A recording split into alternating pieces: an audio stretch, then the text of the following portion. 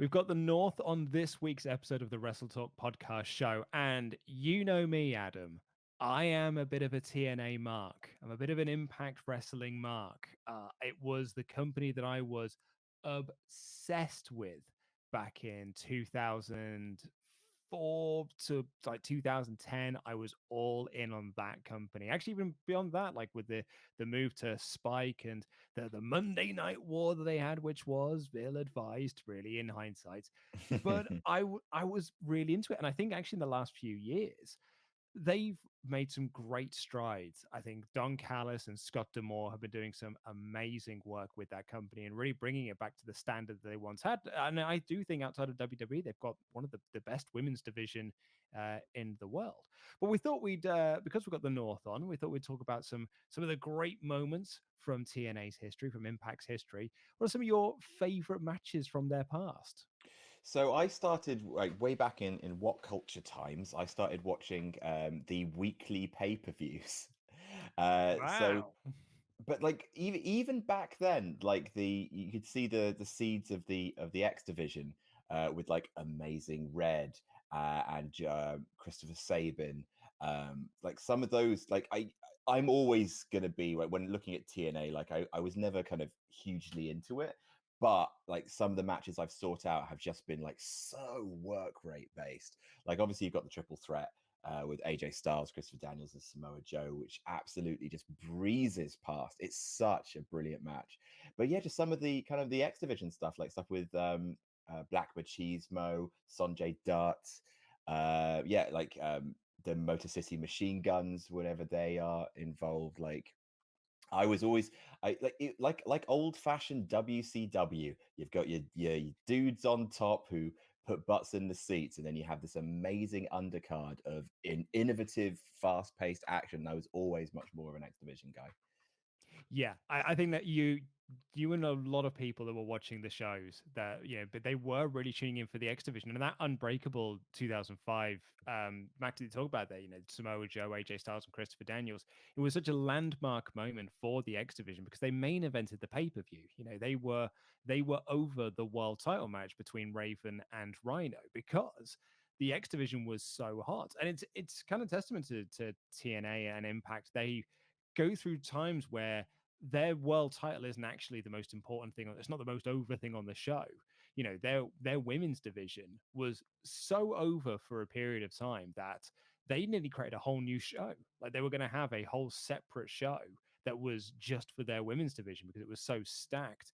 And they were drawing the best ratings and just doing some, like the stuff between Gail Kim and Awesome Kong was Mm. just incredible, particularly because WWE was doing naff all with their women's division at the time. It was so nice to see a company take it seriously. Yeah, I like just in terms of not necessarily work rate, but in kind of like story matches like grounded by great characters. I have a lot of time for Christian's run. I Mm. because I was brought I was made aware of it via OSW, and then I went back and I watched a couple of his matches just because I'm a big Christian mark. I've always loved him, and in a lot of cases preferred him to Edge. But yeah, some of the stuff he was doing as the Instant Classic, with like his legion of followers, working with Styles and fighting Sting, like all those kind of lethal, like lockdown matches.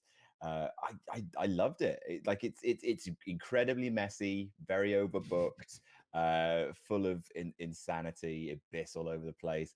But it is kind of like that, almost that kind of car crash style, without ever kind of veering too much into Russo territory, which would come later. Yeah, yeah, very much so. And like even we could sort of talk about the early years and the sort of mid years and things like that. I loved Christian's run because I was a big Christian mark like yourself. So I was like really happy to see him get that main event push, the main event push that he always should have had. And yeah, I was a big fan of that. But even like in some of their what some might call sort of the down period years when they were just sort of hopping between networks that no one really knew. But they had some amazing stars there, like EC3 and Drew Galloway, someone you're very familiar Mm. with.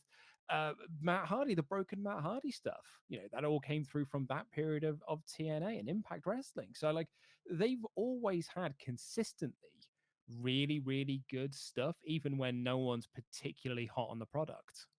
Yeah, I think that is the kind of curse of wrestling, isn't it? It's when it's cold, you can do everything right, and it's just really hard to heat it back up. Yeah, I mean, that's like I was doing the fantasy booking over on Parts of Unknown for Bobby Lashley, and as part of that, I went back to rewatch some of his stuff, and it's like, oh, that's why Drew McIntyre wants to work with Bobby Lashley. This match is great.